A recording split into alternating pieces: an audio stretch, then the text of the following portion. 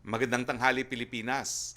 Babasahin ko po muna ang mensahe ng ating Presidente Rodrigo Roa Duterte. Mga kababayan, our principled position and stand on the West Philippine Sea remains. I have said it before and I will say it again. Our agencies have been directed to do what they must and should to protect and defend our nation's interests. Our vessels will continue to patrol relevant areas to firmly assert what is ours. The Philippine Navy, the Philippine Coast Guard, and the Bureau of Fisheries and Aquatic Resources will be where they need to be. We will not waver in our position. Ang Pilipino ay may prinsipyo at merong paninindigan, lalo na para sa inang bayan. At the same time, we must be willing to do what we can as responsible members of the international community to resolve disputes peacefully. Diplomacy, therefore, will play an ever important part. Let us fully utilize the bilateral consultation mechanisms, or BCM, and other diplomatic venues to engage China. The Department of Foreign Affairs, as lead agency, will be at the forefront in advancing our interests, harnessing time-honored principles of international law. All stakeholders have professed fealty to these fundamental principles. It's time for all of us to walk our talk. Maraming salamat po. Muling dumala po ang inyong abang lingkod sa Philippine General Hospital para personal na alamin ang sitwasyon sa PGH at bisitahin ng mga pasyenteng naapektuhan sunog. Kung kahapon po nagdala po tayo ng pagkain, ngayon naman po ang dala natin ay mga malalaking electric fan para po sa mga usok na nasa mga kwarto pa ng PGH. So, tuloy-tuloy pa rin po ang ating ginagawang pagbabakuna, no? Mamaya ay makakasama natin po sina Vaccine SAR Secretary Gaves at Testing SAR Secretary Vince Dizon para pag-usapan ito. Iwasan po natin ang nangyaring vaccine rollout sa isang mall sa Parañaque kahapon po kung saan nagkumpul-kumpula ng mga tao at nawala ang social distancing. Alam ko marami ang na-excite sa bakuna ng Pfizer, ngunit sundin po natin ang patakaran at anunsyo ng inyong lungsod. Makipagtulungan po tayo sa inyong LGU. Kung may schedule ang inyong lungsod na itong grupo lamang ang magpapabakuna, sundin po natin ito dahil kung hindi po talaga, baka maging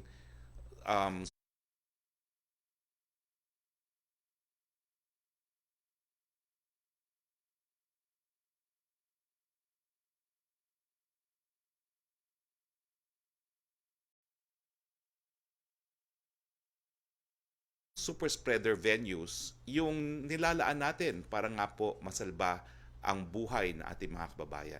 Paglilinaw lang po, no, kahapon, narinig ko po kasi kanina si Manong Ted, no, ang sinabi ko po, kasagutan lang po yon, no, na hindi ko naman sinasabi pong mananalo ang mga kandidato ng administrasyon dahil sa pandemya. Kung hindi, mananalo po sila dahil sa kasagutan natin sa pandemya. Kasama na po dyan yung pagmamanage natin ng mga kaso ng COVID-19 at yung magiging successful na vaccine rollout. Sana po malinaw yan. Kasama po natin ngayon si Vaccine SAR Carlito Galvez. I give him the option to make an opening statement, bagamat kanina umaga lang po pinakita yung talk to the people na on the COVID-related matters. Secretary Galvez, the floor is yours. Sa ngalan po ng ating bumubuo ng National Task Force Against COVID-19 at Vaccine Cluster na sa pamumuno po namin na nila Secretary Lorenzana, Secretary Anyo at saka nandito po kasama ko po Secretary Vince. Magandang hapon po sa ating lahat. Napakagandang balita po, kahapon po ay lumagpas na po tayo sa 3 milyon, actually 3,114,847 po ang naitala po natin sa ngayon. At noong May 15, naitala natin ang pinakamataas na numero sa pagbubukuna na higit na 120,529 jobs sa isang araw. Dati, nag-average lang po tayo ng 30,000. Ngayong araw po ay malugod nating inaanunsyo din po na mayroon tayong karagdagang 500,000 bakuna mula sa Sinovac na darating po bukas. Sa kabuuan po, tayo po ay makakatanggap ng 8,279,050 na bakuna mula noong Pebrero. Ang ibig pong sabihin nito, para sa buwan ng Mayo lamang ay mayroon tayong 7,753,450 na doses na matatanggap. Para naman po sa buwan ng Hunyo, inaasahan naman natin na pagdating ng 10,050,000 na bakuna. Mula rito ay mayroon tayong matatanggap na 21,829,050 na bakuna para sa first and second quarter ng taon. Sa kasalukuyan po, talaga pong ginagawa po natin ang grand preparation to achieve herd immunity through the strategy of focus and expand strategy at the centers of gravity. Sa kasalukuyan, tayo po ay nasa ating malawakang preparasyon upang palakasin ang implementasyon ng ating programa sa pagbabakuna upang makamit natin ang herd immunity sa mga critical na lugar or centers of gravity. Ito'y pagtutulungan po ng National Task Force, ng DOH at po ng DILG. Ipinapakita naman natin po ang slide na ito, ang simulation na ginagawa ng ating mga kaibigan mula sa pribadong sektor na nag-combine po ang Jollibee at McDonald's supply chain managers. Tulad ng inyong nakikita, ang mga numero na ito ay nagre-representa ng kinakailangan nating makamit upang mapabilis ang ating layunin tungo sa herd immunity. Matapos na ang pagpalaganap ng pandemya at maibalik na ang sense of normalcy sa ating mga kani-kaniyang mga buhay. Nais ko po rin pong i-anunsyo sa publiko ng ating kabinete na inaprobahan ng ating rekomendasyon na simulan na ang pagbabakuna ng ating mga kababayan na nasa A4 at A5 na kategorya pagkatapos ng buwan ng Mayo or pagka nagkaroon na tayo na nakita natin na meron na tayong steady na supply. I-announce po namin next week just in case kung magkakapagsimula na po tayo sa A4 at A5. Ang COVAX vaccine po natin ay gagamitin po natin sa A1, A2, A3, and A5 at ang procured vaccines po natin ay sa A1, A2, A3, and A4. Ito po ay dito lang po sa sinasabi natin na NCR plus 8. Sa pagpatapos po ng aking presentasyon, nais ko pong i-emphasize na ang adigain ng ating administrasyon sa ilalim ng pamamahala ng ating Pangulong Presidente ay mapagunahan ang lahat ng Pilipino ng libre. Dito po nagmumula ang aming paniniwala na no one is safe until everyone is safe. Tulad po ng ating sinabi ng ating mahal na Presidente na though meron tayong ginagawang strategy, walang maiiwan, walang iwanan. Maraming salamat po and back to you, Spokes.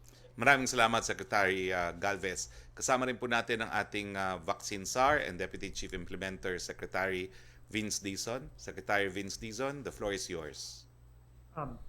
Magandang umaga po, Spokes. Na-report na po ni Secretary Galvez ang ating pinaka-importanting mga report sa ating vaccination strategy. At dahil po dyan, tayo kampante na madami na talaga mga Pilipino ang makaka-avail ng ating mga bakuna. Ang hinihiling na lang po natin ay konting disiplina lang po, konting pag-aalala na dapat pa rin sundin ang ating minimum health standards, lalo na yung pagdidistansya at huwag tayong magkukumpul-kumpulan. Yun lang, Spokes, at ready naman po tayong sumagot ng mga tanong ng mga kasamahan natin sa media. Okay, maraming salamat, Secretary Vince Dizon. Tumuloy na po tayo sa ating open forum. Yusek Roque. Yes, good afternoon, Secretary Roque, Secretary Galvez, Secretary Vince. Ang unang tanong galing po kay Laila Salaveria ng Inquirer para po sana kay Vince Dizon, pero nasagot na po ni Secretary Galvez yung A4, A5 na pagsisimula ng vaccination. Ang second question po niya for Secretary Vince, Secretary Galvez, how will the vaccination of the A5 category go? Do they have to register like members of other categories? Will the LGUs have to round them up to go to the vaccination site?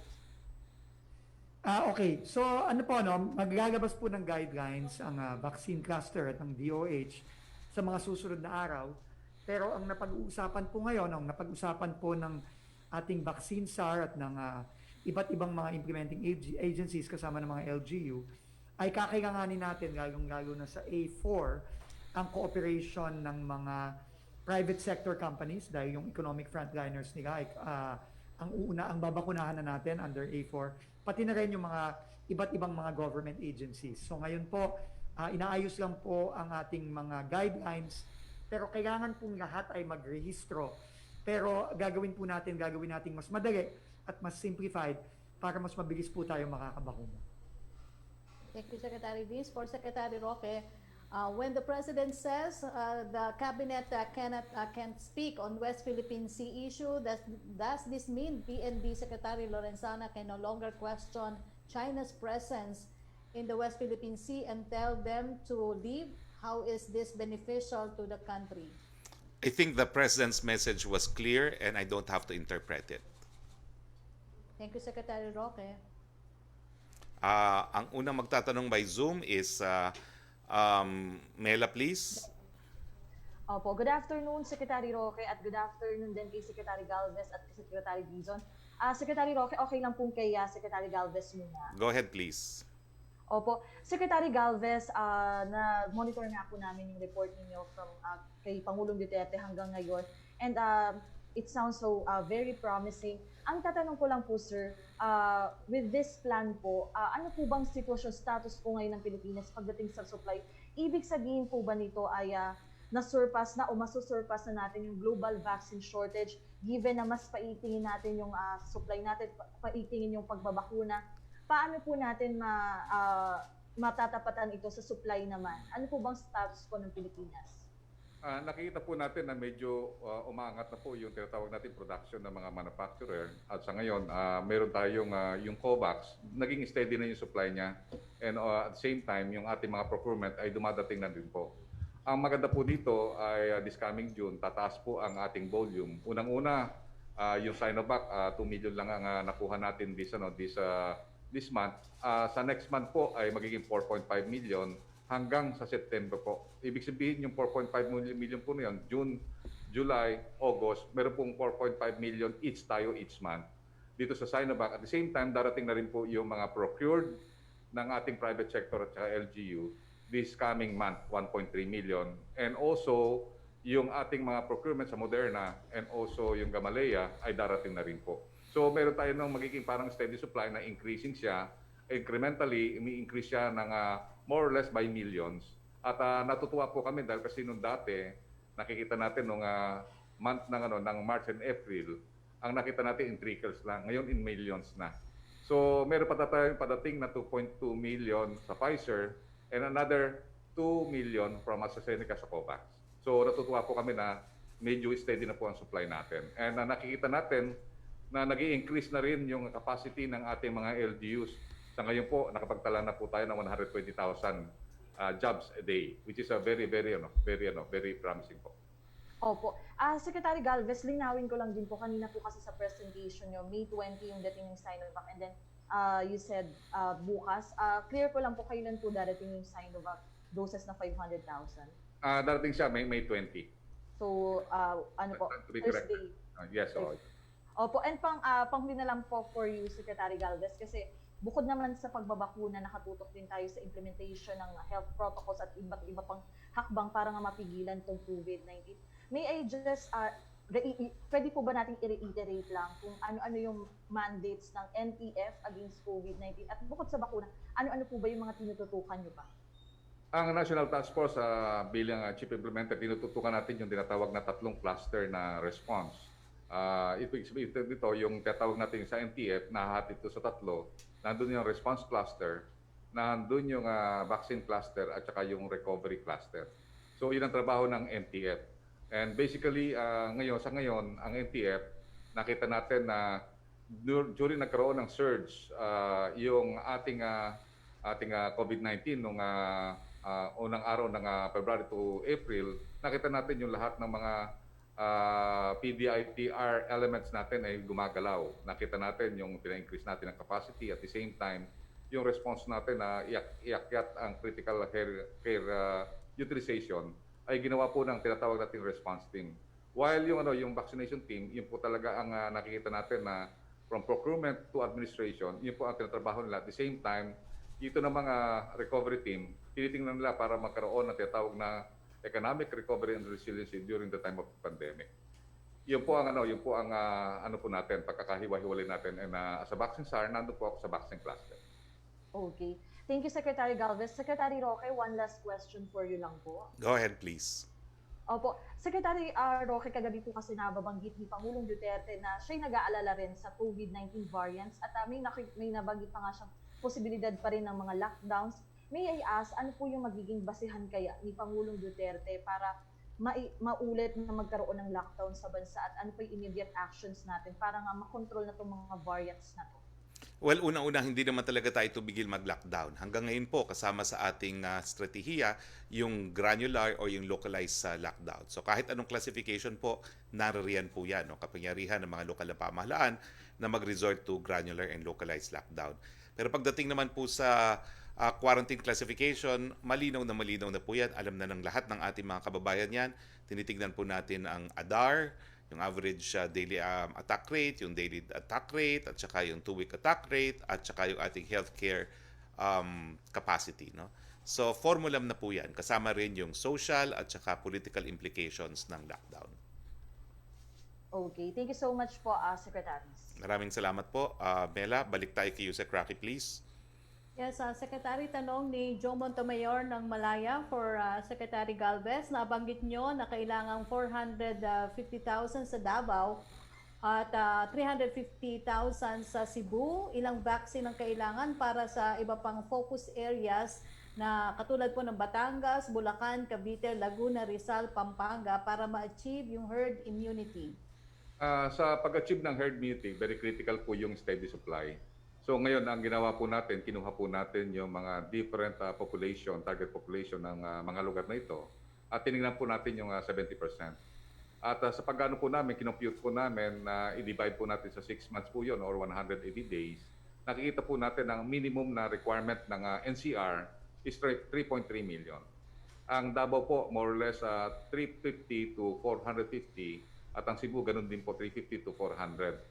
At kinompute din namin po yung mga NCR NCR plus 6, yung mga different provinces. Nakita po namin na napakaganda po na alam natin kung ano yung requirement nila na sa supply. Para at least pagka once na nagkaroon po ng steady supply, mapupush po yung ating mga LGUs na mag-increase ang kanilang capacity. So yung po ang natin kasi yung pinaka-unang requirement talaga is yung steady supply.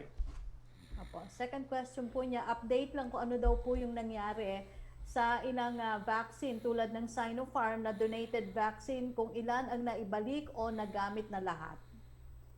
Ayun sa Sinopharm po, nakita po natin, yun po ay nilaan po talaga ng donation for nakita natin doon po sa presidential group at saka po sa sa National Command Authority. Sa ngayon po ay kasalukuyan po ang administrasyon patulad ng yung second dose. Pero ang po namin, ialamin po namin kung ano po yung status po ng yung 1,000. Opo. Yung request daw po sa US na hiramin, bilhin ang AstraZeneca nila na stock kung itinuloy pa rin po ba daw? Ongoing ang ating pag-uusap sa US at sa ating US Ambassador Babes at pinatutuwa po at talagang continuing ang kanyang mga pag-uusap doon sa State Department at the same time doon sa mga companies. At sa ngayon po, nakita po namin na maganda po yung supply natin dahil kasi ang nangyayari, yung donation po na ginagawa ng US, itinatransfer niya po sa COVAX. Ang pang-apat po niyang tanong sa Pfizer, Moderna, Johnson & Johnson na vaccine for kids, kung bibili din ng gobyerno once available na. Nakita po natin, i-evaluate pa po kung talagang bababa na po tayo, kung pwede na pong bumaba ang mga vaccine po nito. Kasi ginagamit po nila ito na magkakaroon po sila ng clinical trial pa, kung pwede itong gamitin sa mga 17 and below. Once na meron na po ang directive ang ating FDA at saka yung vaccine expert panel na pwede na pong gamitin to sa 17 and below and children, tayo po talagang nag-anticipate.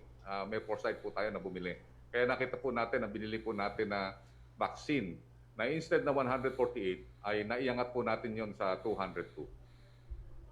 Okay. Question from Chris Jose of Remate Online. Reaction po sa naging panawagan ng retiradong military at police officers kay Pangulong Duterte na depensahan ng West Philippine Sea mula sa continuous incursions ng China. Paulit-ulit na po natin sinasabi na hindi po tinitigil ni Presidente ang pagdedepensa sa ating teritoryo.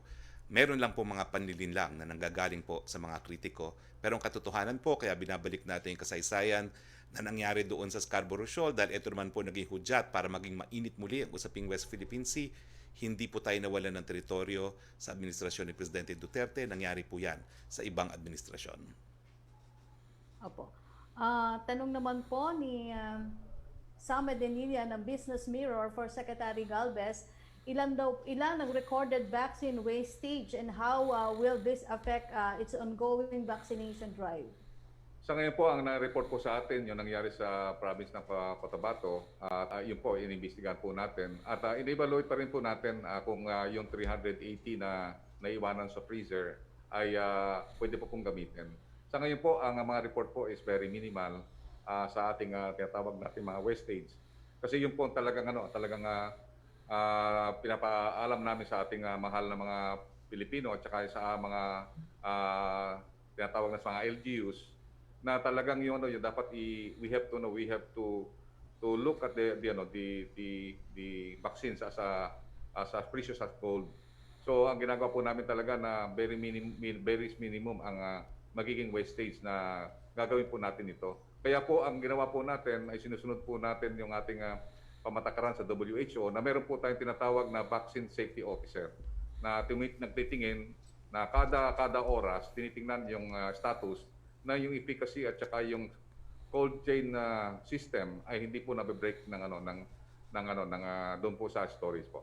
Opo. Ang second question po ni Sama Denilla, magkano daw po ang nagagastos ng government for vaccine procurement and for what vaccines kaya ito ginamit? Sa ating pong sa ating vaccine procurement, nakita po natin na na 82.5 billion po ang ating allocation. Out of that allocation, 58 billion po yung inutang po natin sa Asian Development Bank at saka World Bank at saka Asian Infrastructure Bank. Ang nagagastos na po natin ngayon ay yung sa 4.5 million ng Sinovac at saka yung advance natin sa Gamaleya and also our advance for Moderna. Yung iba po, ongoing pa rin po yung financing at hindi po tayo nakapag-release pa. Opo. Thank you, Secretary Galvez. Okay, Melo Acuña of Asia Pacific Daily, please. Yes, good afternoon, Mr. Secretary. This goes to you and to Secretary Galvez and probably Secretary Dizon. I heard and I saw some reports na mayroong karamdaman na tumatama sa mga gumagaling na sa COVID-19. Ito yung tinatawag nilang black fungus o mucormycosis. Meron na rin po bang ganitong nagaganap sa Pilipinas among people who recovered from COVID-19? Ako po, wala. Dahil nagka-COVID ako, wala naman akong ganyan. No? And, ako po, personally, I'm not in a position to answer that. I would like to refer you to Yusek Vergere. Yeah, okay. So, iwan na muna natin yung issue ron. Pero, meron na po ba natanggap na balita ang Pilipinas, ang pamahalaan, tungkol dun sa panukala ng Amerika na mag-donate ng mga bakuna sa mga bansa na nangangailangan ng bakuna ngayon? Secretary Galvez, please. Salamat, Melo. No, tayo po ay nakikipag-ugnayan ng tuloy-tuloy sa ating Philippine Embassy sa Washington, D.C. kay Ambassador Babes Romualdez. At siya ay nakikipag-usap din sa mga key officials ng US government tungkol sa donation ng mga bakunang hindi naman gagamitin ng Amerika. No? At ito'y hinihingi na rin ng iba't ibang bansa kasama ng Pilipinas. Siguro po sa mga susunod na linggo, magkakaroon tayo ng update dito. Pero sa balita na binigay sa amin ni Ambassador Babes, is very positive po ang naging response ng US government tungkol sa ating request. No? Lalo na para dun sa mga AstraZeneca vaccines na nasa Amerika ngayon na hindi pa nila ginagamit. Opo. Pero ito po ba'y babayaran natin o ito po ba'y donasyon? Ito po ay magiging donasyon. No? Yun po ang nagiging usapan ngayon. Hindi lang sa Pilipinas, kundi pati sa iba't ibang bansa sa mundo. Maraming salamat po. Para po kay Secretary Galvez. Secretary Galvez, kayo po yung abala sa vaccine rollout at iba pang issues tungkol sa COVID-19. Hindi po ba nababawasan ng inyong oras sa pagiging Presidential Advisor on the Peace Process? At ano po ang tingin ninyo doon sa issue ng BIFF at doon sa ilang reklamo o hinaing ng mga katutubo na sila ay nagigipit ng ilang mga armadong grupo doon sa kanilang mga lupain? Salamat po, Secretary Galvez. Alam niyo po, yung Office of the Presidential Advisor on Peace Process ay matagal na po nanahandyan po. More than 18 years na talagang tumututok po tayo sa Bangsamoro Peace Process. Marami po tayong mga tauhan, lalo na si Yusek Sid Purisima at saka yung ating mga execom na talagang nakatutok po dito sa ongoing implementation ng normalization at saka political track ng Bangsamoro. Sa kasalukuyan, Sir Melo, ang peace agenda po ng OPAP ay 6 na peace agenda po yan. At talaga pong tinututukan po namin ang lahat ng mga tinatawag natin mga rebel groups para magkaroon ng tinatawag na normalization at magkaroon ng tinatawag na peaceful productivity dito sa mga areas na nasasakupan ng mga different rebel groups. Sa kasalukuyan, bukas po pupunta po kami sa Cotabato, may emergency meeting po kami kay Haji Murad at ako po ay lumalabas din po sa Senado para po naman sa extension ng BARM election. So sa ngayon po nakita po natin na kahit na marami po tayong tinatrabaho, nandiyan naman po sila Secretary Dizon at ang ating mga kasama na mga tinatawag natin na mga different cluster groups na talagang very professional at ang nakita natin saan lang po yan paghahati-hati lang po ng ating panahon para magkaroon po tayo ng focus doon sa tatlong binigay po na mission sa akin po ng ating mahal na presidente. Opo, matutuloy po yung okasyon ng World Bank sa darating na Huwebes? Yes, tomorrow meron po yata tayong tinatawag na launching yung Bangsamoro National Trust Fund. And also meron din tayong nagkaroon na po tayo na tinatawag nating development partners engagement nung nakaraang week. At ito po ay talagang inaasahan po natin na magiging maganda po yung ating engagement with our foreign donors. Maraming salamat po. Thank you very much for the update. Thank you, Secretary Harry. Thank you. Maraming salamat, Melo. Balik tayo kay Yusek Roque, please. Secretary, question from Pia Gutierrez of ABS-CBN. For Secretary Vince Dizon, reaksyon sa pagdumog ng mga tao sa pagbabakuna ng Pfizer sa Parañaque. Ipinapakita lang daw kasi nito na preferred talaga ng tao ang Pfizer over other brands of vaccine. So ano ang mensahe ninyo sa publiko tungkol dito? Unang-una po, hindi lamang Pfizer, pero tingin ko yung nangyari sa Parañaque at nangyayari din sa ibang lugar, ay nakikita na natin na tumataas na ang kumpiyansa ng ating mga kababayan sa pagbabakuna. Pero, syempre, hindi naman natin maiiwasan na merong mga pagkiling ang ating mga kababayan kung ano ang bakunang gusto nilang matanggap. Ang importante lang, unang-una, maintindihan ng ating mga kababayan, lahat po ng mga bakuna na nasa Pilipinas ngayon at darating sa Pilipinas ay ligtas at epektibo. Lahat po ito ay dumaan na sa masusing proseso ng pag-validate ng mga iba't ibang eksperto sa Pilipinas at sa ibang bansa. At ang pinaka-epektibo pong bakuna ay yung bakunang makukuha na natin. Ang challenge po natin sa mga bakuna tulad ng Pfizer ay yung paring supply. Alam natin na ang unang dumating na Pfizer ay 193,000 lang at talagang kakaunti po yun. At ito sana ay talagang priority para gamitin ng ating mga healthcare workers at ng ating mga senior citizens. So ano lang po, sa ating mga kababayan, ang importante lang po ay magpabakuna na tayong lahat ng mabilis, pero kapag tayo po ay pumupunta para magpabakuna, wag po nating kakalimutan na kailangan po nating sundin ng tama ang minimum health standards. Lagi tayo naka-mask, naka-face shield, at didistansya tayo at huwag tayo magkukumpulan. Nagpapasalamat din po tayo kay Mayor Edwin Olivares ng Parañaque dahil na dinagsa siya, kahit na dinagsa siya kahapon, ay mabilis niyang naayos ito at tingin ko sa mga susunod na araw mas magiging maayos na dahil sa efforts ni Mayor Edwin at ng iba pa nating mga mayors. Okay, thank you, Secretary. Okay, Pia Renada, please. Hello, Sec? Can you hear me? Yes, go ahead, please.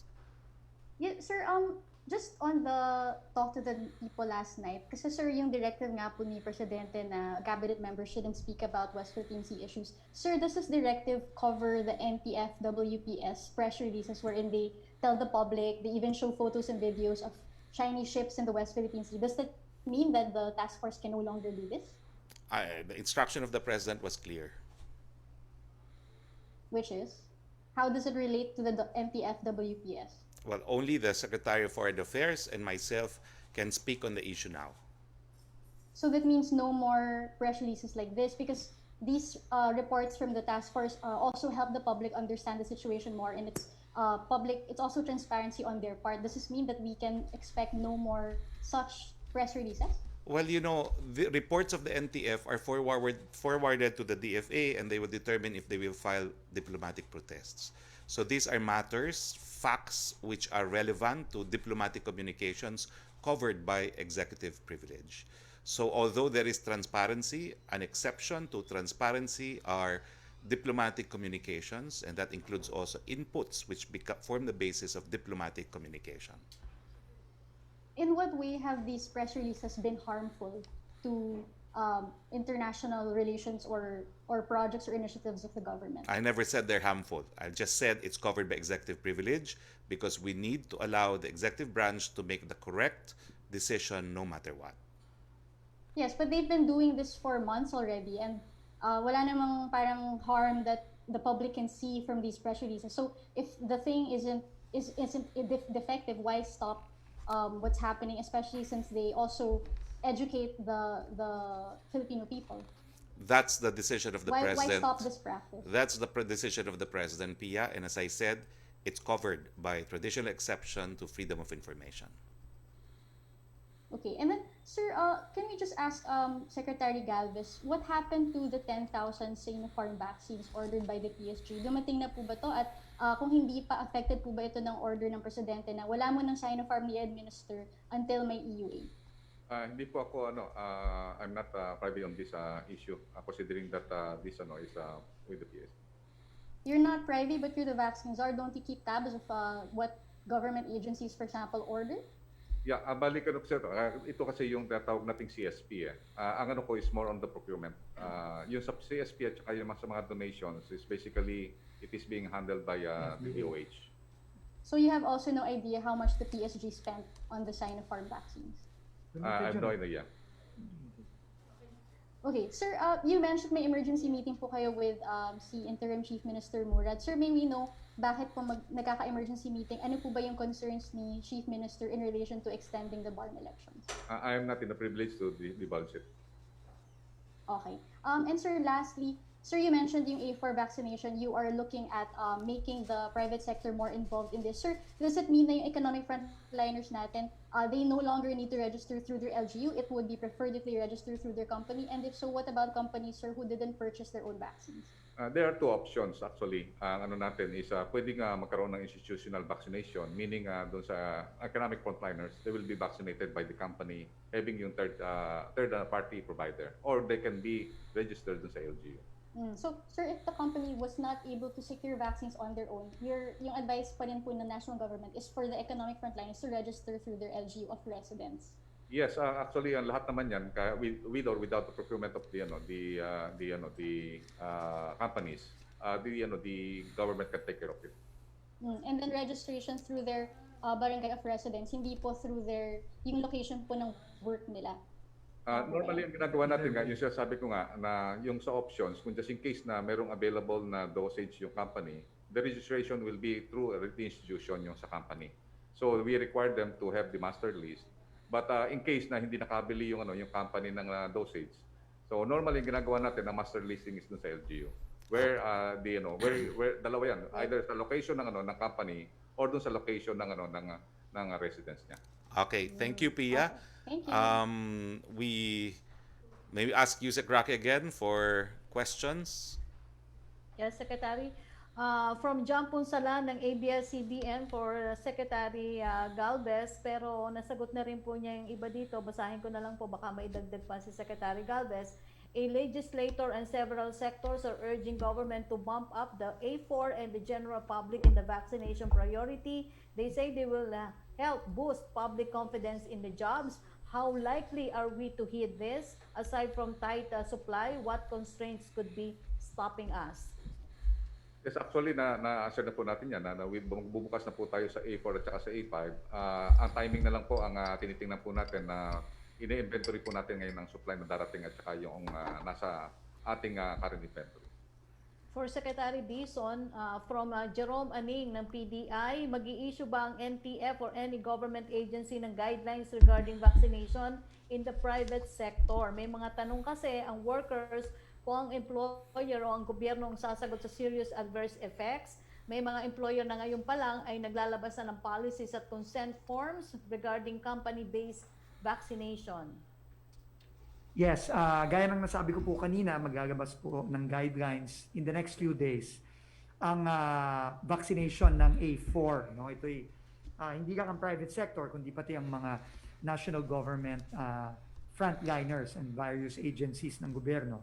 So maglalabas tayo ng guidelines dito, pero ang sinisigurado natin dito ay ito'y pipilitin nating maging as simple as possible para hindi po mahirapan ang ating mga iba't ibang kumpanya na makapag-avail ng mga bakuna at mabakunahan ng mabilis ang kanilang mga empleyado. So abangan lang po natin sa mga susunod na araw. Thank you, Secretary Vince.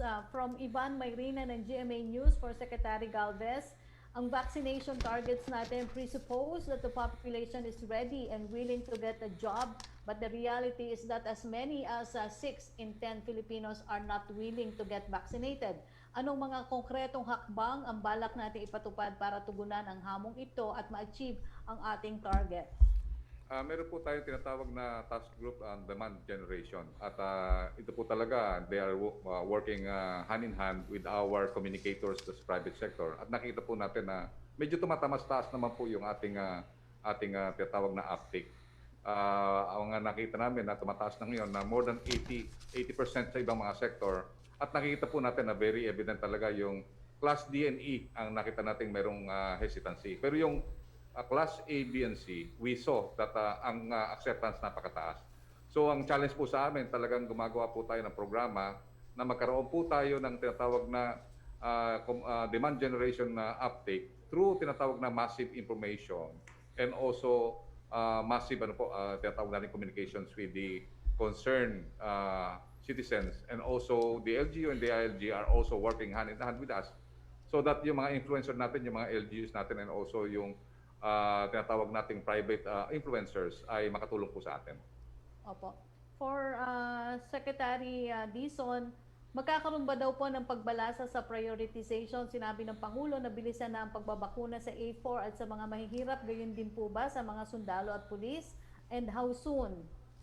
Opo, unang-una po, no, inanunsyo na po ng ating vaccine SAR at inaprubahan na ng ating Pangulo ang expansion natin sa economic frontliners at national government frontliners, yung tinatawag nating A4 category sa mga susunod na linggo, malapit na. Kasama po dito ang ating mga kasundaluhan at ang kapulisan. Kaya mag-uumpisa na po tayo dito at ang importante po ngayon, no, sususugan ko lang yung sinabi ni Sec. Galvez kanina, yung vaccine hesitancy, ang nating totoo yan, pero ang pinaka-importante po ngayon, no, ay bilisan natin at palawakin natin ang pagbabakuna para unang-una yung mga gustong magpabakuna at yung mga kailangang mabakunahan ay mabakunahan na natin sa loob ng ilang mga buwan na lang. No? Kasi napaka-importante niyan para maprotektahan na natin lalo na yung mga frontliners natin at yung mabuksan na natin ng todo-todo yung ating ekonomiya. Opo. From Kylie Atienza of Business World, after Secretary Roque, after having a meeting with Senator Enrile on the South China Sea dispute, ano po ang next step ng gobyerno to address the issue? Will the President also hold talks with maritime experts and other concerned parties, especially the fisheries sector? Isn't it high time to come up with a national coastal management policy? We have always had this policy, no? In fact, meron po tayong batas na isang pulisiya tungkol dito. So, ginagawa po yan. Pinapatupad po yan ng Presidente. Ang naging malinaw lang sa sinabi ni Senator Enrile kagabi ay batay sa kanyang karanasan bilang dating Secretary of National Defense, dating Senador at Senate President, ay wala pong mali sa pulisiya ng Presidente pagdating sa West Philippine Sea at bilang Presidente, siya lang naman talaga ang tanging arkitekto ng ating foreign policy. Opo. Question from Vivian Gulia of ABS-CBN for Secretary Galvez and Dizon. Yung first part po ng question niya about A4 and A5 at nasagot niya, pero ang follow-up po niya kung ito daw po ay for all areas, for high-risk areas lamang muna, government procure vaccine lang po ba ang pwedeng gamitin for A4? Pero ang mga bakuna from COVAX, pwede bang ibahagi sa mga kabilang sa A5? Salamat, Vivian. Unang-una po, no, kasama na sa pinresenta ni Sec. Galvez kahapon sa ating mahal na Pangulo, ang ating magiging priority para sa ating expansion to A4 and A5 ay yung NCR plus 8. So, ang National Capital Region, ang probinsya ng Pampanga, Bulacan, Cavite, Laguna, Rizal, Batangas, at ang Cebu at ang Davao. Metro Cebu at Metro Davao. Ito po ay priority natin dahil unang-una, sila ang may pinakamataas na incidence ng COVID-19 at sila din ang mga area na napaka-importante para sa ating ekonomiya. So sila ang uunahin, no, sa expansion. Pero nasabi din Secretary Galvez na kapag dumating na ang iba pa nating supply, mag-i-expand tayo sa iba pang mga area sa bansa. Doon sa pangalawang tanong na ano ang bakunang gagamitin, para sa A4, ang gagamitin natin po doon ay ang mga binili nating mga bakuna. Para naman sa pag-expand sa A5, doon po natin gagamitin yung mga bakunang binigay ng COVAX facility. Ang second question po niya, higit 2 buwan na daw po ang COVID vaccination sa bansa pero sa ilang lungsod sa Metro Manila wala pa rin sa kalahati ng populasyon daw po ang nagpaparehistro para dito. So ano daw po ang pwedeng gawin para mas mapataas ang kumpiyansa at mahikayat ang publiko na magpabakuna? Paano natin matitiyak na walang masasayang na bakuna sa gitna ng mababang registration rate? Talagang malaking challenge po yan at nakita po natin na talagang sa Valenzuela, pinakita nga po ni Senator Gatchalian na talagang very challenging yung registration. Ang ginagawa po natin ng ating mga LGU ngayon at saka ng ating mga private sector ay umiikot po at saka nagbibigay ng education para malaman po nila yung benefit ng vaccination. Isa lang po sa mga example nito, nung kausap namin yung embahada ng Israel, nung nagkaroon po sila ng 59% ng kanilang vaccination, ay parang na-normalize na po ang nagiging buhay ng mga Israelis. At nakita po natin yung ibang area po sa US, bukas na rin po ang edukasyon at bukas na rin po yung kadalasan yung kanilang mga tinatawag na lahat ng mga establishment ng business establishment po na sa US. At nakita po natin nag-improve din po yung tinatawag nating yung health standards at saka yung tinatawag nating yung cases ay nag-improve po. Na sinabi nga rin po sa Israel nung sinabi nila nung nagkaroon po na kami ng meeting, 10,000 po yung na-hospitalize po nila nung wala pa po yung vaccination. Pero nagkaroon na po ng vaccination po, sa ngayon po 47 na lang po ang nasa hospital. Ibig sabihin talaga, sabi nila, ang vaccine ang answer dito sa pandemic na to. So dapat yun ang pang-unawa natin sa ating mga Pilipino na really the only answer for us to become normal is yung vaccine. Opo. Secretary Galvez, yung kanina po sinagot ninyo sa tanong ni Joe Montemayor, gusto lang po niya i-follow up yung ilan daw po yung steady vaccine supply na required per month sa other focused areas. Nakita po natin na talagang sa buong Pilipinas, kailangan magkaroon po tayo ng 500,000 jobs a day. In order to have that 500,000 jobs a day, kailangan po na sa nationwide, meron po tayong 15 million. Sa NCR, sa mga focus areas natin, kailangan po tayo ng 3.3 million kada buwan. At nakita po natin, sinabi nga po natin na yung mga provinces na nakapaikot sa NCR at saka yung Metro Cebu at saka Davao, kailangan po magkaroon po sila ng more or less 250 to 450,000 vaccines a month. So yun po, tinatawag natin yung steady supply na yun ang nag-i-ensure na yung mga daily jobs po nila ay masusuplayan. So yun po ang po natin. In order to, sinasabi ko po na kailangan, in order to have yung herd immunity, kailangan po natin ng 500,000 na jobs. And then at the same time, 15 million doses a month. Opo. May pahabol lang po si Ivan Mayrina ng GMA News. kung priority din ba mabigyan ngayon ng mas malaking allocation ng Palawan and other regions na matataas daw po ang cases. Reklamo doon, parang konti lang daw po ang nagbabakuna sa kanila. Opo, pupunta nga po kami doon sa sa Palawan at saka sa Zamboanga City kung saan tumataas ang mga ating mga kaso at bibigyan po sila natin ng added vaccines at saka po ng test kits. At saka magbibigay rin po tayo ng mga gamot para po sa mga COVID positive. Opo, tanong naman po ni Vance Fernandez ng Radyo Pilipinas sa pahayag daw po ni President Duterte saying that Chinese President Xi Jinping warned that if the Philippines drills for oil in the West Philippine Sea, that there will be trouble. Wouldn't that fly against the President's much earlier statement saying if China drills oil in the West Philippine Sea, he would send his gray ship? Doesn't this create a standstill whether neither side can exploit the resources of the territories they claim to be theirs? Hindi po, kaya nga meron pong usapin na habang hindi pa nare-resolba kung sino ang merong soberenya dyan sa areas na yan, baka posible na joint ang magiging exploration and exploitation. No? So patuloy pa yung usapin na yan dahil sa iba't ibang parte naman ng daigdig, itong mga issue na ito ay hindi naging hadlang para makinabang ang lahat sa tanging yaman. Sa katunayan po, yung langis sa Middle East, sa ilalim naman po ng lupa, wala naman po territorial boundaries yan. No? So nagkakaroon po sila ng usapin kung paano jointly madedevelop ang tinatawag na straddling resources. At pagdating po sa joint exploration sa karagatan, marami na po tayong mga model na pwedeng sundin dyan at nakikita po natin na po pwede naman pong pag-usapan ang mga bagay-bagay nito sa panig ng mga magkapitbahay na matalik na magkaibigan.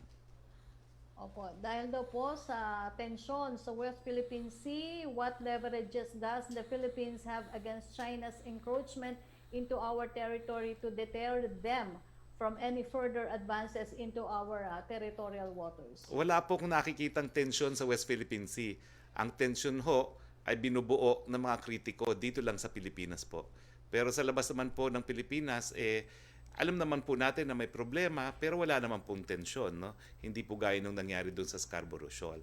So ang ingay po ay narito sa Pilipinas lamang. Opo.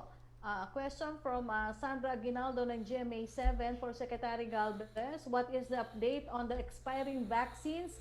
How many doses have been used so far? Sa ngayon po, patuloy po ang pag-ano po natin sa mga vaccine natin sa AstraZeneca at yun po pinapriority po ng ating mga LGUs na binigyan po natin.